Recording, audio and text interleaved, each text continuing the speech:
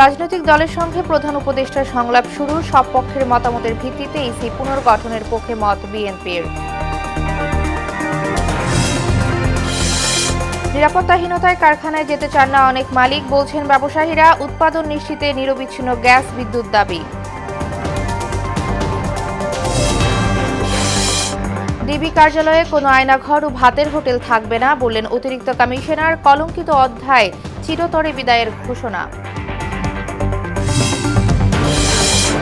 এবং সাবেক রাষ্ট্রপতি বদরুদ্দোজা চৌধুরীর দুদফা জানাজা সম্পন্ন। জাতি এক বিজ্ঞ রাজনীতিককে হারালো, বললেন বিশিষ্টজনেরা।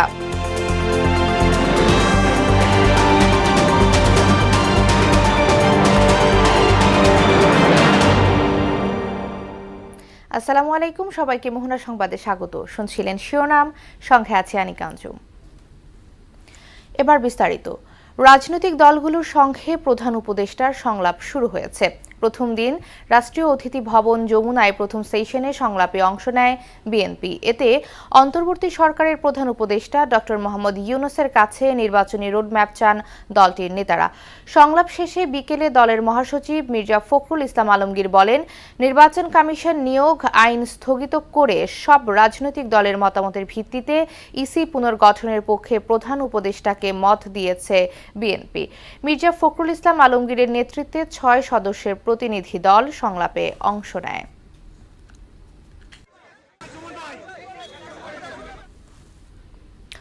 নিরাপত্তাহীনতার কারণে অনেক মালিক কারখানায় যেতে চান না বলে জানালেন শিল্প উদ্যোক্তারা। আইন শৃঙ্খলা রক্ষা ও শ্রমিক অসন্তোষ নিয়ন্ত্রণই এখন অর্থনীতির মূল চ্যালেঞ্জ বলে মনে করেন তারা। ঢাকা চেম্বার অব কমার্সে এক সেমিনারে এসব কথা উঠে আসে। দেশি বিদেশি বিনিয়োগ এবং উৎপাদন নিশ্চিতে নিরবিচ্ছিন্ন গ্যাস ও বিদ্যুৎ সরবরাহের দাবিও জানান ব্যবসায়ীরা। রেজা খানের report. Dhaka metropolitan chamber of commerce and ইন্ডাস্ট্রিতে দেশের চলমান ব্যবসা বাণিজ্যের পরিস্থিতি নিয়ে সেমিনারের আয়োজন করা হয়। এতে বক্তারা দেশের অর্থনীতি রক্ষায় দেশি বিদেশি বিনিয়োগকারীদের আস্থা ফিরিয়ে আনার তাগিদ দেন। আস্থাটা শুধু বিদেশি বিনিয়োগকারীর জন্য নয়, দেশি বিনিয়োগকারীদের আস্থা অর্জন করতে হবে। লেবার আনরেস্ট ইস্যুটা গত কয়েক মাস ধরে আমাদের জন্য খুব বড় ধরনের একটা চ্যালেঞ্জ হয়ে দাঁড়িয়েছে এবং আইন শৃঙ্খলা পরিস্থিতির কথা যখন আমরা বলি তখন আসলে বিভিন্ন ফ্যাক্টরিতে বিভিন্ন ধরনের আক্রমণ, লুটপাট, লুটতরাজ, অগ্নিসংযোগ, এইসব অনেক কিছু হয়েছে। গ্যাস বিদ্যুতের সংকট নিরসন ও আর্থিক খাতে শৃঙ্খলা ফেরানোর দাবিও জানান তারা। বর্তমানে দুর্বল আইন প্রতিষ্ঠার সুযোগ নিচ্ছে, তাদেরকে আমরা উচ্চ শিক্ষা দিতে চাই। ৬০,০০০ কোটি টাকা প্রিন্ট করা হয়েছে, আপনারা জানেন, লাস্ট ফিসক্যাল ইয়ারে, হুইচ ওয়াজ সুইসাইডাল, আত্মঘাতী ছিল। ১৫% বেশি সুদে ব্যাংক ঋণ নিয়ে ব্যবসা বাণিজ্য পরিচালনা সম্ভব নয় বলে জানান অনেক ব্যবসায়ী। চক্র বৃদ্ধির যে সুদ, সেটা দেখা যাবে যে 14-15%, 17-17.5% হয়ে যাচ্ছে। কোন ইন্ডাস্ট্রি এত পার্সেন্ট প্রফিট করবে? কোনটা? ব্যাংকে একটা ব্যাক টু ভ্যাকেন্সির জন্য সাবমিট করলে 15 দিন, 20 দিন, 1 মাস ব্যাংক খেয়ে ফেলে। কি হয়েছে? আপনার ওভারডিউ রয়েছে, আপনার লিমিট ক্লোজ হয়ে গেছে। অর্থাৎ লিমিট কেন ক্লোজ হয়েছে? অর্থনীতি রক্ষায় নতুন গ্যাস ক্ষেত্র অনুসন্ধানের পাশাপাশি জাতীয় রাজস্ব বোর্ডকে ঢেলে সাজানোর দাবিও জানান শিল্প মালিকরা। দীর্ঘদিন গ্যাস এক্সপ্লোরেশনে যায়নি। গ্যাসটা তো ক্ষয়িষ্ণু জিনিস। রেজা খান, মোহনা সংবাদ, ঢাকা। টানা বৃষ্টি ও পাহাড়ি ঢলে শেরপুরের নালিতাবাড়ি, ঝিনাইগাতি ও শ্রীবর্দী উপজেলার বিস্তীর্ণ এলাকা প্লাবিত হয়েছে। নালিতাবাড়ি ও ঝিনাইগাতি শহরে পানি কিছুটা কমলেও এখনও তলিয়ে আছে নিম্নাঞ্চের অন্তত 150 গ্রাম। আকস্মিক বন্যায় শুক্রবার নালিতাবাড়িতে বৃদ্ধ ও নারী সহ 3 জনের মৃত্যু হয়েছে। এছাড়া রাতে ঝিনাইগাতিতে মারা গেছে ক্ষুদ্র নৃগোষ্ঠীর এক ব্যক্তি। 3 উপজেলায় এখনও লক্ষাধিক মানুষ পানিবন্দী হয়ে আছে। বন্যায় ক্ষতিগ্রস্ত হয়েছে ধান ও সবজি আবাদ এবং পুকুরের মাছ। ডিবি কার্যালয়ে আর কোনো আয়নাঘর ও ভাতের হোটেল থাকবে না বলে জানালেন ঢাকা মহানগর পুলিশের গোয়েন্দা শাখার অতিরিক্ত কমিশনার রেজাউল করিম মল্লিক। ডিবি কার্যালয়ে আর যেন কলঙ্কিত অধ্যায় ফিরে না আসে সে ব্যাপারেও আশ্বস্ত করেন তিনি। আরও জানাচ্ছেন কাজী হাসান বিন দিদার।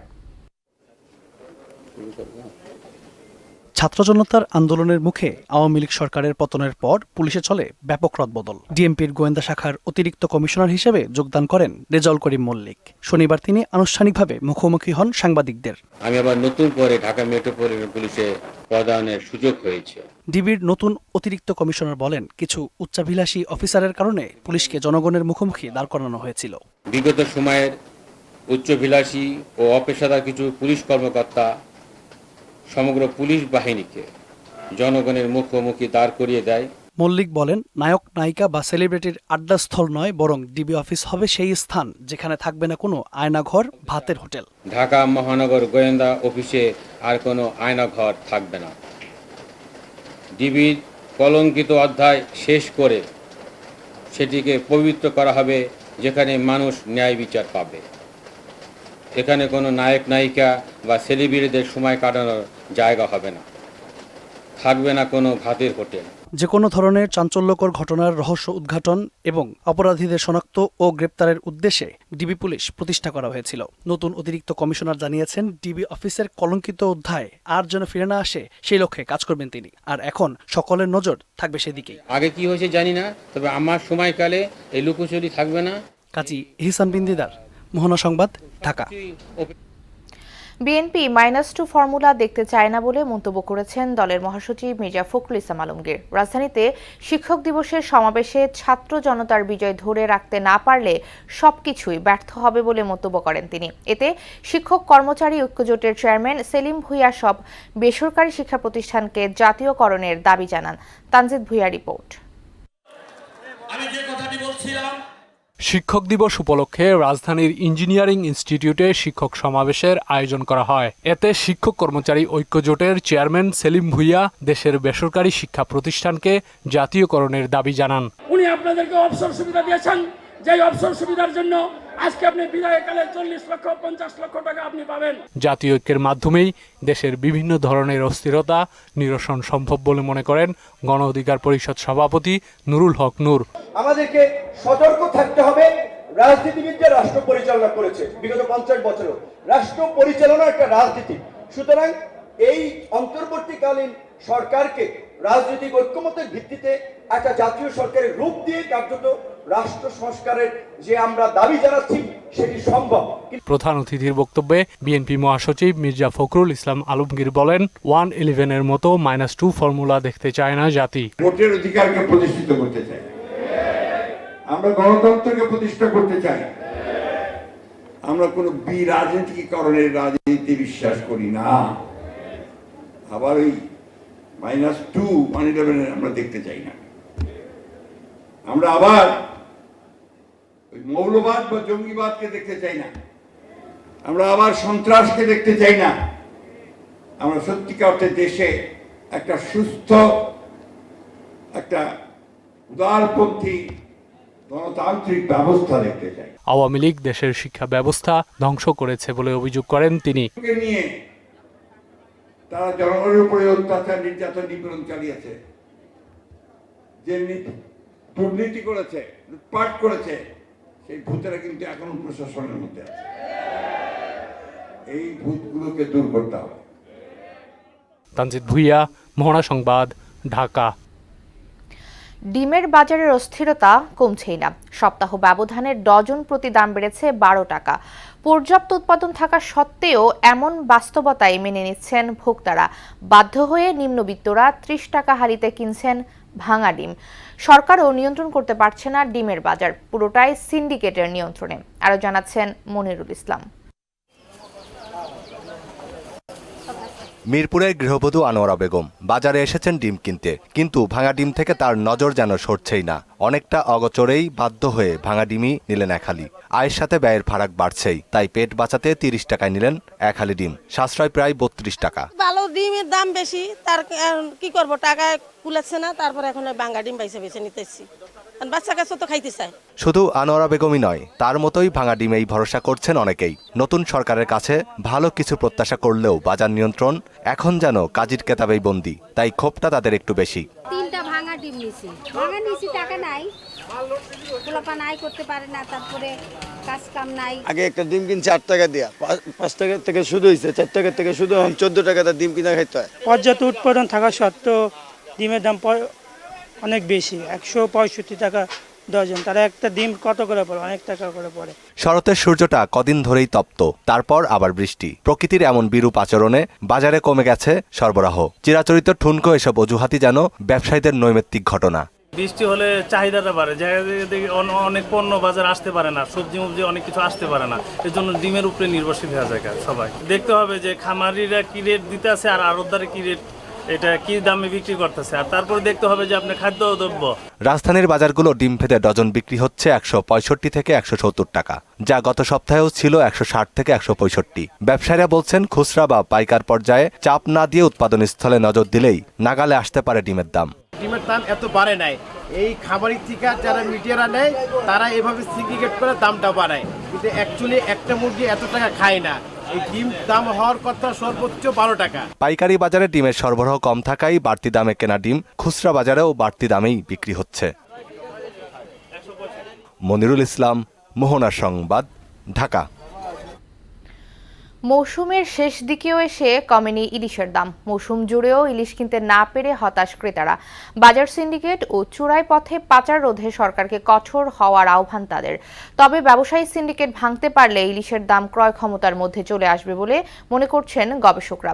উষা ফেরদৌসের প্রতিবেদন। 1 বছর ধরে কোনো ইলিশ খাতে পারছে না দামের জন্য। আমাদের দেশে ইলিশ ভারতে যে দাম কম, আমাদের দাম বেশি। 1 কেজি ইলিশ 2000 টাকা। 1 বছর ইলিশ কিনতে না পারা কষ্টের কথা এভাবে জানালেন বাজারে আসা ক্রেতা। নিম্ন আয়ের পাশাপাশি মধ্যবিত্ত শ্রেণীর মানুষও ইলিশ মাছ কিনতে হিমশিম খাচ্ছে।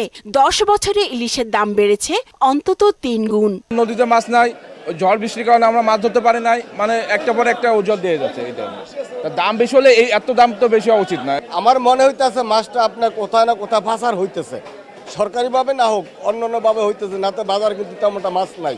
গত বছর জুলাই আগস্টে বাংলাদেশে ইলিশ আহরণ হয় 81,876 মেট্রিক টন, কিন্তু এবছর জুলাই আগস্টে ধরা পড়েছে বেশ কম। এবার ধরা পড়ার পরিমাণ 56,273 টন। আর এটাই দাম বাড়ার অন্যতম কারণ বলছেন বিক্রেতারা। কইতে পারি না, অনেক মাছই নেই, গাড়ি যায় মাছই নেই। ইন্ডিয়ার জেলের আইসা বাংলাদেশ থেকে ধরে নিয়ে যায় ওরা। 50 টন ইলিশ মাছ যাইতেছেন, ইন্ডিয়া ইলিশ মাছ দিতেছে না। আমরা বাংলাদেশে ইলিশ মাছ থাকলে মাছ কেজি বিক্রি করে মাছ বেচতাম 1700। গাং থেকে ধরে আরো তার কাছে বিক্রি করে, আরো তার আবার পাইকারতে বিক্রি করে, আবার পাইক হ্যাঁ করতে আবার আমরা কিনে আনি, তাহলে 3 জায়গায় একটা মাল বিক্রি হইতেছে। দাম বাড়ার কারণ হলো তেলের দাম বেশি, খাবারের দাম বেশি, লোকের বেতন বেশি। তবে বাজার নিয়ন্ত্রণে ব্যবসায়ীদের সদিচ্ছার অভাব বলেই মনে করছেন এই গবেষক। আমাদের টেকনোলজি উন্নত হয়েছে, কি কোল্ড স্টোরেজ, আমরা ফ্রিজ আপ করে রাখতে পারতেছি। এটাই ব্যবসায়ীরা এখানে 2 নম্বর এটা করে, যখন হিউজ ধরা পড়ে তখন তারা ফ্রিজ আপ করে রাখে, যে সিজনে বেশি ধরা পড়বে দাম কমে আসবে। আবার যখন সিজন শেষ তখন আমি তো ইলিশ খাইতে যাব না, তখন আমি অন্য মাছ খাবো। কিন্তু আমাদের দুর্ভাগ্য হচ্ছে এখন সিজনের সময়ও আমরা বেশি দাম কেন, কারণ তারা স্টক করে রাখতেছে। দিন 7 পর শুরু হবে ইলিশ শিকারের ওপর 22 দিনের নিষেধাজ্ঞা। উৎপাদন বাড়াতে ভারত ও বাংলাদেশ মিলে একটি অভিন্ন সময়ে নিষেধাজ্ঞা বহাল রাখতে হবে বলেও জানান তিনি। ম্যানেজমেন্টটা যদি 3টা দেশ মিলে যদি একটা কোঅপারেশনের মাধ্যমে করে, যেমন ব্যান্ড পিরিয়ডটা একই সময় কাছাকাছি সময় হয়, তাহলে কি হবে, কেউ মাছ ধরতেছে না। সো কিন্তু দেখা গেলো যে আমি ধরতেছি না, কিন্তু ইন্ডিয়া ধরতেছে বা মায়ানমার ধরতেছে, তাহলে কিন্তু আমাদের যে বেনিফিট পাওয়া সেটা কিন্তু আমরা পাবো না। উষা ফেরদৌস, মোহনা সংবাদ, ঢাকা। সাবেক রাষ্ট্রপতি অধ্যাপক AQM বদরুদ্দোজা চৌধুরীর 2 দফা জানাজা সম্পন্ন হয়েছে। প্রথম জানাজা হয় সকালে রাজধানীর উত্তরা মহিলা মেডিকেল কলেজ হাসপাতালে। বাদজোহর বাড়িধারায় 8 নম্বর সড়কে বায়তুল আতিক জামে মসজিদ প্রাঙ্গণে হয় দ্বিতীয় জানাজা।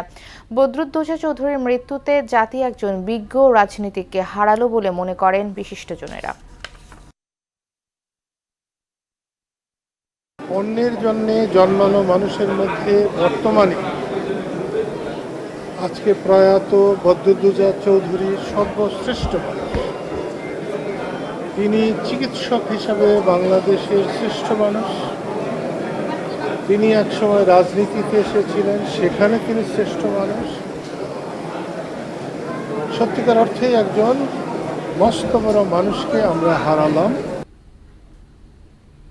বদরুদ্দোজা চৌধুরীকে আগামীকাল মুন্সিগঞ্জে পারিবারিক কবরস্থানে দাফন করা হবে। সকালে রাজধানীর উত্তরার একটি হাসপাতালে চিকিৎসাধীন অবস্থায় মারা যান তিনি। বদরুদ্দোজা চৌধুরীর মৃত্যুতে শোক জানিয়েছেন রাষ্ট্রপতি মোহাম্মদ শাহাবুদ্দিন ও প্রধান উপদেষ্টা প্রফেসর মোহাম্মদ ইউনুস। আরও জানাচ্ছেন মোহাম্মদ ওয়ালিউল্লাহ। সাবেক রাষ্ট্রপতি অধ্যাপক AQM বদরুদ্দোজা চৌধুরী মারা গেছেন। 4 অক্টোবর দিবাগত রাত 3:30টায় রাজধানীর একটি হাসপাতালে শেষ নিঃশ্বাস ত্যাগ করেন তিনি। 95 বছর বয়সী সাবেক রাষ্ট্রপতি বার্ধক্যজনিত নানা রোগে ভুগছিলেন।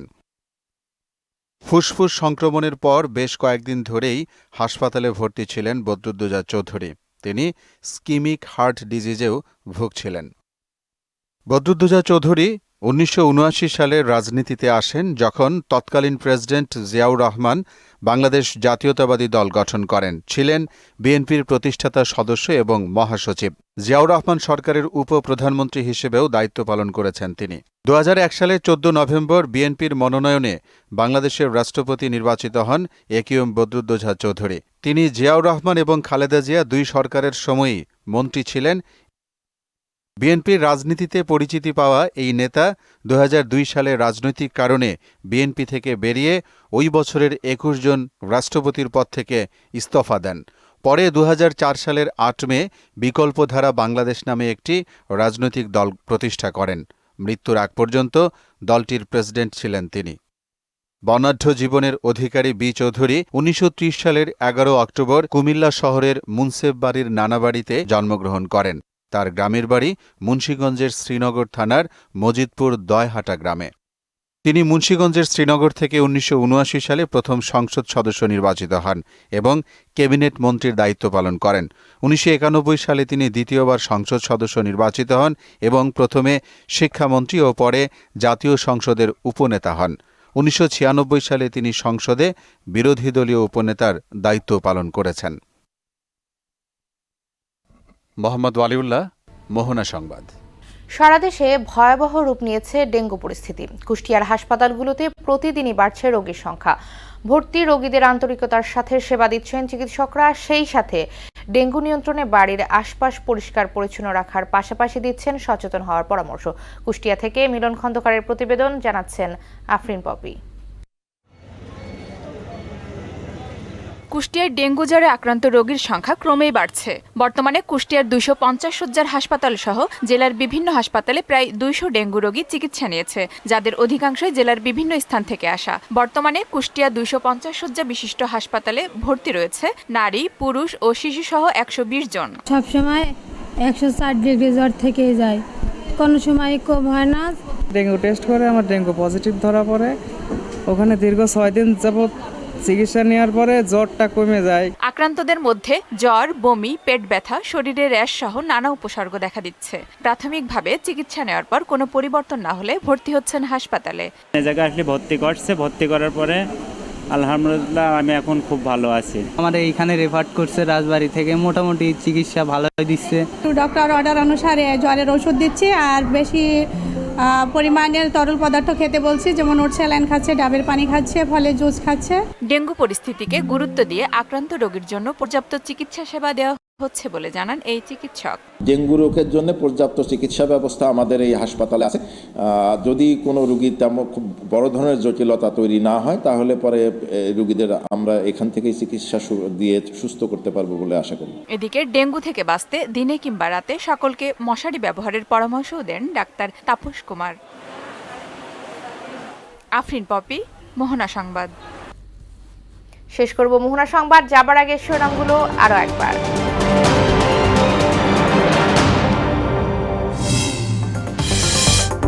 রাজনৈতিক দলের সঙ্গে প্রধান উপদেষ্টার সংলাপ শুরু। সব পক্ষের মতামতের ভিত্তিতে ইসি পুনর্গঠনের পক্ষে মত বিএনপির। নিরাপত্তাহীনতায় কারখানায় যেতে চান না অনেক মালিক, বলছেন ব্যবসায়ীরা। উৎপাদন নিশ্চিতে নিরবিচ্ছিন্ন গ্যাস বিদ্যুৎ দাবি। ডিবি কার্যালয়ে কোনো আয়নাঘর ও ভাতের হোটেল থাকবে না, বললেন অতিরিক্ত কমিশনার। কলঙ্কিত অধ্যায় চিরতরে বিদায়ের ঘোষণা। এবং সাবেক রাষ্ট্রপতি বদরুদ্দোজা চৌধুরীর 2 দফা জানাজা সম্পূর্ণ, জাতি এক বিজ্ঞ রাজনীতিককে হারালো বলছেন বিশিষ্টজনেরা। এই ছিল মোহনার সংবাদে। পরবর্তী সংবাদ রাত 9টায়। মোহনার সবশেষ খবর জানতে ভিজিট করুন www.mohana.tv। সংবাদ দেখতে পারেন ফেসবুক এবং ইউটিউবেও। এতক্ষণ সঙ্গে থাকার জন্য ধন্যবাদ।